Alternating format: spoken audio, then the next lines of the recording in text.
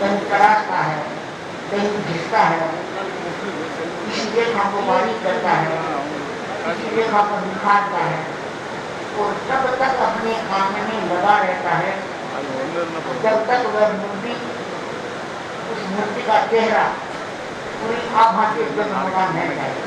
तो यही बात हमको सोचनी है कि हमारा जीवन जब तक सद्गुणों से न भर जाए तब तक हमें अपने जीवन में परिष्कार करते रहना है। और परिष्कार का रास्ता कौन बताते हैं? गुरु बताते हैं, महापुरुष बताते हैं। क्योंकि हम वेद तो सत्य है, लेकिन वेद में भी हमें सहारा चाहिए, उसमें कुछ सहयोग चाहिए। संयम है, संयम है खलु जीवना। लोग गीत गाते हैं रोजना, नैतिकता की ईश्वर संहिता में जन जन मन पावन हो, संयममय जीवन। तो संयममय जीवन हो, इस गीत का संतान ही व्यक्ति में संयम की प्रेरणा होता है। तो ये सोचना है कि सुबह से लेकर शाम तक हम कितना संयम कर सकते हैं। खाने का संयम, पीने का संयम, वस्त्रों का संयम, बोलने का संयम, दृष्टि संयम, हलन चलन का संयम। बिना मतलब घूमते की इधर उधर तो वो संयम नहीं है। संयम जितना जितना पुष्ट होता है, व्यक्ति उतना उतना ही अपने आप में रहना सीखता है। और जो अपने आप में रहना जान लेता है वह अपना विकास कर सकता है, अपने जीवन को अच्छा जी सकता है। तो इसलिए अपेक्षा है कि चाहे हम साधु साधियाँ हैं, चाहे श्रवण श्रेणी के सदस्य है, चाहे हमारे श्रावक है, दूसरे लोग हैं, सब लोग ये सोचते कि हमारे जीवन में संयम की कुछ है या नहीं। आयुर्वेद में क्या होता है? आयुर्वेदिक औषधियाँ देती हैं, उसमें अमुक अमुक चीज़ों की भावना देते हैं, भावना वासना उसे भावित करते हैं, बुदाई करते हैं।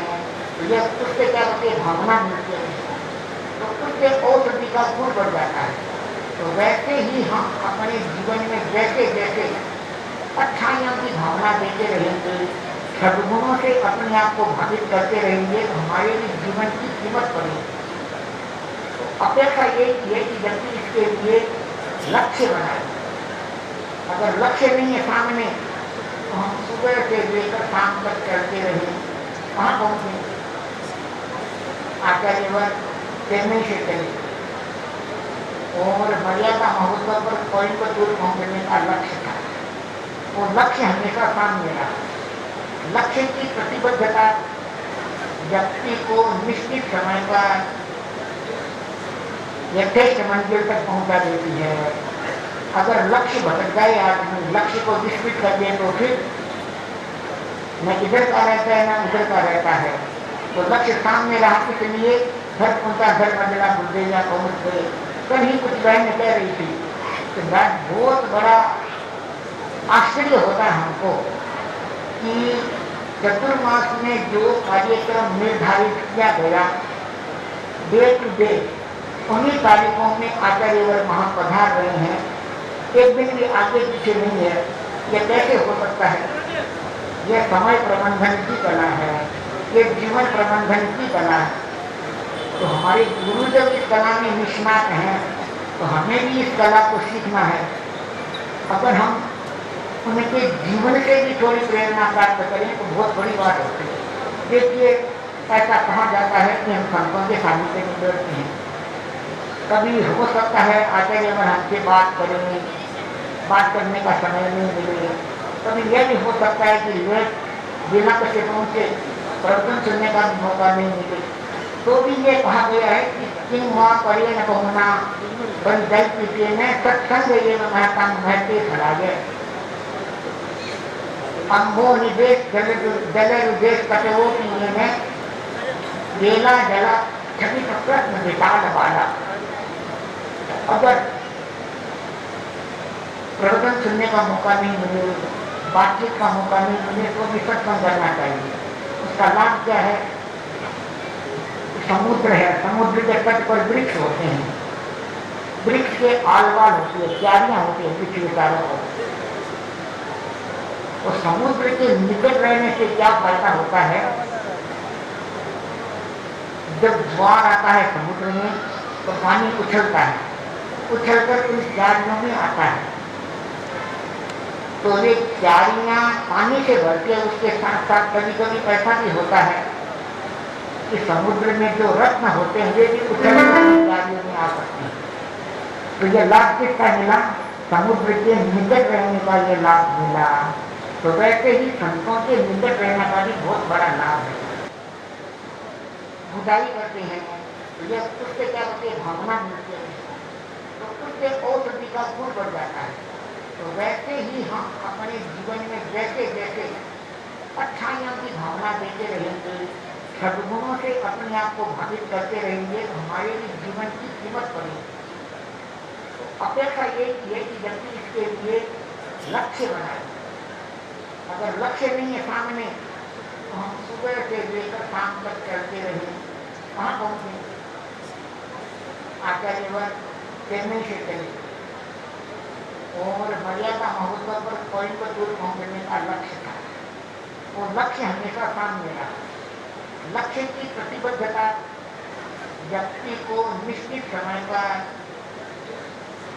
यथेष्ट मंजिल तक पहुँचा देती है। अगर लक्ष्य भटक जाए आदमी, लक्ष्य को विस्मृत कर दे तो फिर न इधर का रहता है न उधर का रहता है। तो लक्ष्य सामने रहा, इसलिए घर पहुंचा, घर बदला बुद्धेगा पहुंच गए। कल ही कुछ बहन कह रही थी कि बहुत बड़ा आश्चर्य होता है हमको कि चतुर्मास में जो कार्यक्रम निर्धारित किया गया डे टू डे, उन्हीं तारीखों में आचार्यवर वहाँ पधार रहे हैं, एक दिन भी आगे पीछे नहीं है। यह कैसे हो सकता है? यह समय प्रबंधन की कला है, ये जीवन प्रबंधन की कला है। तो हमारे गुरु जब इस कला में निष्णात हैं तो हमें भी इस कला को सीखना है। अगर हम उनके जीवन से भी थोड़ी प्रेरणा प्राप्त करें तो बहुत बड़ी बात होती है। देखिए, ऐसा कहा जाता है कि हम संतों के सानिध्य में बैठते हैं, कभी हो सकता है आचार्य अगर हमसे बात करेंगे, बात करने का समय नहीं मिले, कभी यह भी हो सकता है कि लेट बिना कसे पहुँचे प्रवचन सुनने का मौका नहीं मिले। तो भी ये कहा गया है कि किंग माँ करे न पहुना बन जल पीते न सत्संग ये महता महते फलागे अंगो निदेश जल रुदेश कटवो पीने में बेला जला छवि प्रश्न विशाल वाला। अगर प्रवचन सुनने का मौका नहीं मिले, बातचीत का मौका नहीं मिले तो भी सत्संग करना चाहिए। उसका लाभ क्या है? समुद्र है, समुद्र के तट पर वृक्ष होते हैं, वृक्ष के आलवाल होती है, क्यारियां होती है वृक्ष के चारों ओर। तो समुद्र के निकट रहने से क्या फायदा होता है? जब ज्वार आता है समुद्र में तो पानी उछलता है, उछलकर उन क्यारियों में आता है। तो ये क्यारियां पानी से भर के उसके साथ साथ कभी कभी ऐसा भी होता है कि समुद्र में जो रत्न होते हैं वे भी उछलकर क्यारियों में आ सकते हैं। तो ये लाभ किसका मिला? समुद्र के निकट रहने का ये लाभ मिला। तो वैसे ही संतों के निकट रहने का भी बहुत बड़ा लाभ है।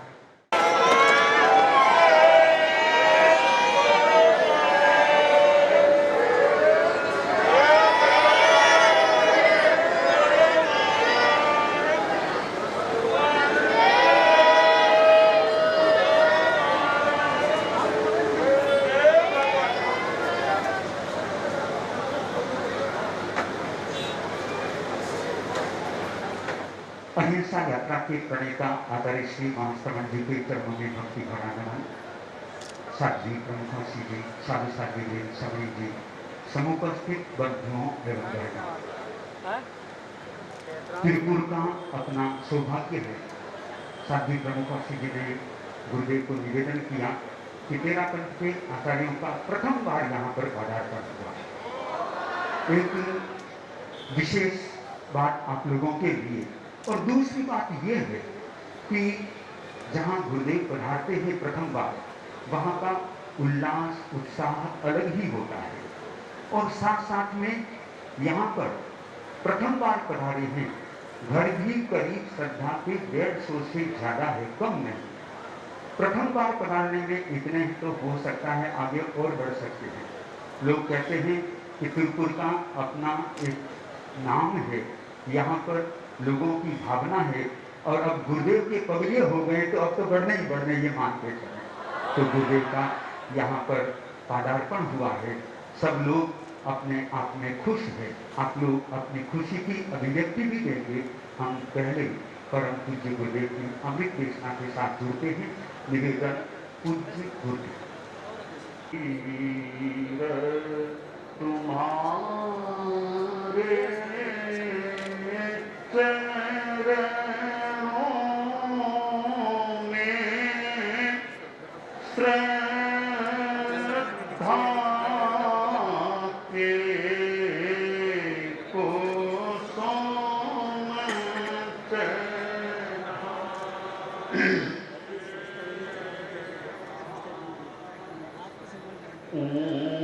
ऊंचे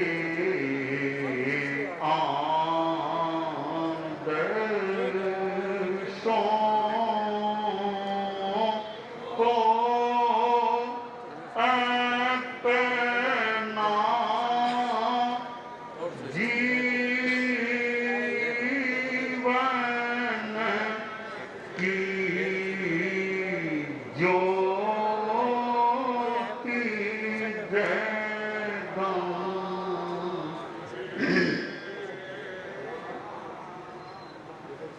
महावीर तुम्हारे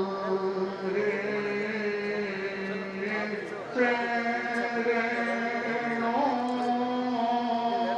में श्रद्धा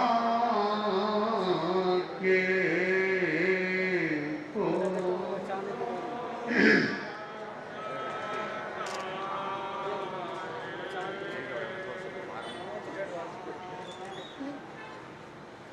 पन्नगे च सुरेंद्रे च कौशिके पाद संस्कृति निर्विशेष मनस्काय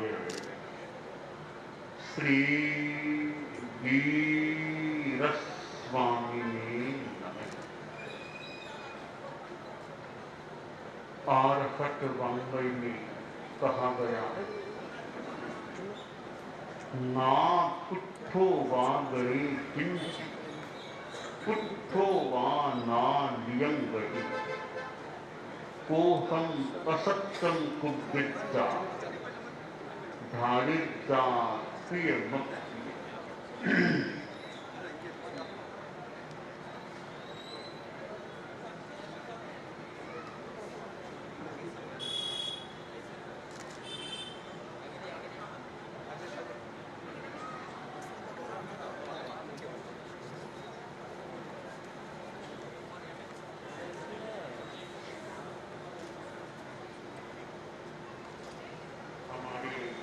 जीवन में भाषा भी एक महत्वपूर्ण तत्व होता है और भावों की अभिव्यक्ति का एक सशक्त माध्यम भाषा बनती है। दुनिया में ऐसे प्राणी भी हैं जिनके पास भाषा लब्धि नहीं होती, और ऐसे प्राणी भी हैं जो भाषा लब्धि शक्ति संपन्न होते हैं। मनुष्य के पास भाषा पर्याप्ति होती है, भाषा लब्धि होती है, परंतु मनुष्यों में ऐसे भी होते हैं जो ठीक बोल नहीं पाते, बात नहीं कर सकते, अथवा बोलने में कठिनाई महसूस करते हैं,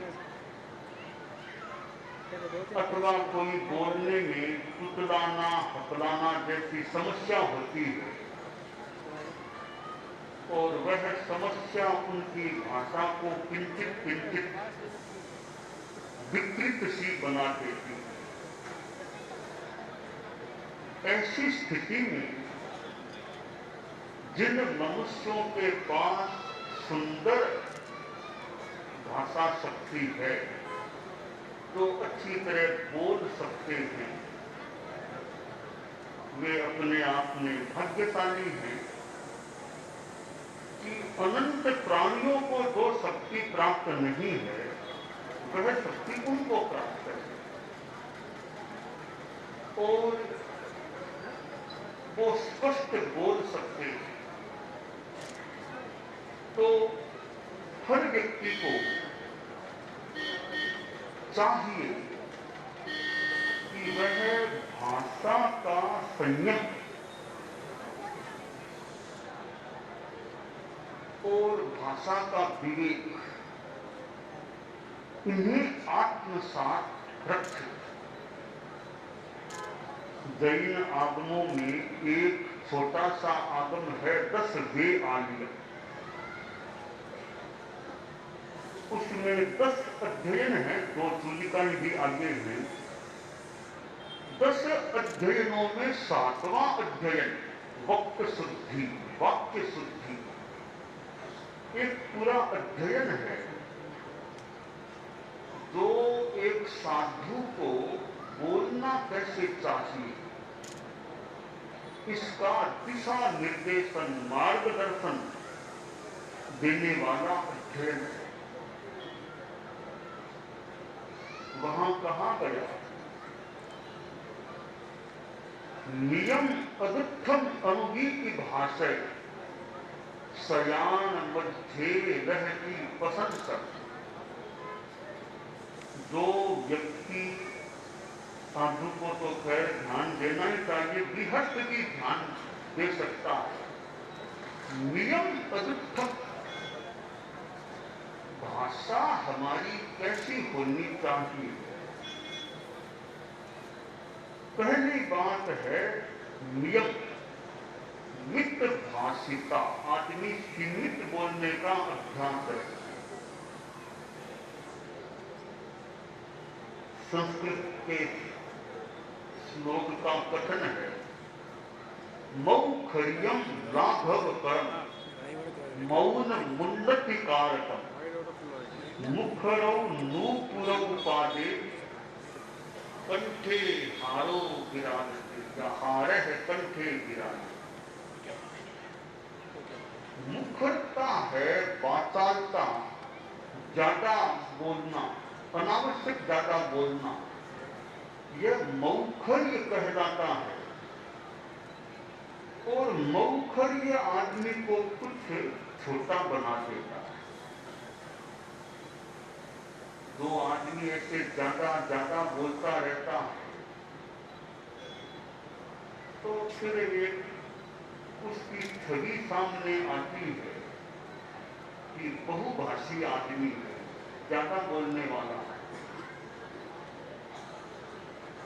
इस बहुभाषी छवि के कारण से उस आदमी की लघुता होती है, छुटपन थोड़ा हो जाता है। तो आदमी को ज्यादा नहीं बोलना चाहिए, अनपेक्षित रूप में मुखर नहीं रहना चाहिए। मौन ने कहा वह रह गया, वाणी ने कहा वह कह गई।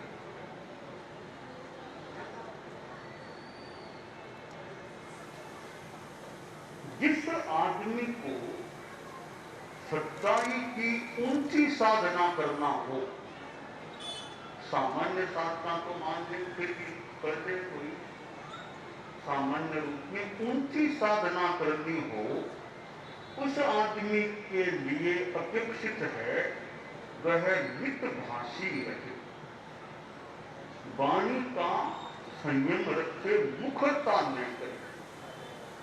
यह मुखरता कुछ अंशों में या पूर्ण अंशों में सच्चाई की शत्रु होती है, सच्चाई की बाधक होती है। तो सच्चाई की जीवन में ऊंची साधना करने के इच्छुक आदमी के लिए अपेक्षित है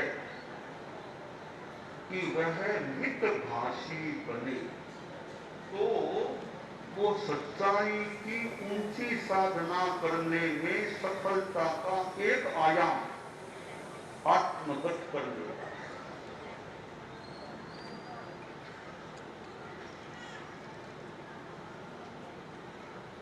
आदमी की मौनशीलता के भीतर कुछ गहराई हो सकती है। भाषण भी देना होता है तो उसमें भी सामान्य वक्ता को विशेष ध्यान देना चाहिए कि मैं ज्यादा लंबा नहीं बोलूं। आदमी थोड़ा बोले और एक पते की बात कह दे, गरिमापूर्ण बात कह दे, उससे आदमी की भी गरिमा बढ़ती है। तो ऐसे ही बोलता गया, कोई खास दमदार बात है नहीं, बोलता गया। कई बार लोग श्रोता भी ऊब जाते हैं, मन में सोचते हैं कब भाषण इसका पूरा।